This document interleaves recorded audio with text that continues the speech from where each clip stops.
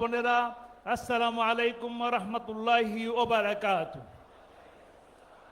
আলহামদুলিল্লাহ, আজকে অত্যন্ত একটি আনন্দ এবং ঐতিহাসিক দিন।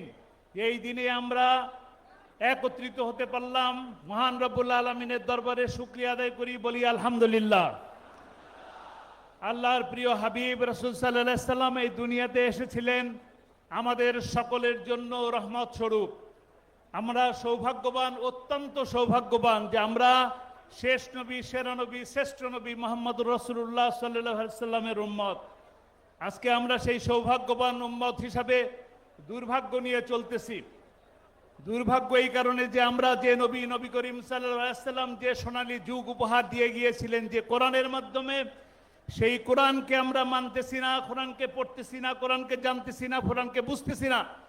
আজকে সেই কোরআনকে না মানার কারণে, না বোঝার কারণে আজকে গোটা বিশ্ববাসী, বিশেষ করে বাংলাদেশের উপরে জুলুমের পাহাড় বসে আছে।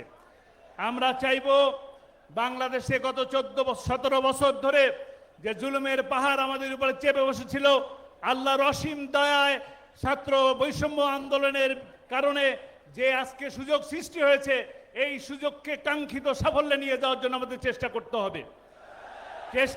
হবে। কোরআন এবং সুন্নাহ বাস্তবায়নের মাধ্যমে, সৎ লোকের শাসনের মাধ্যমে।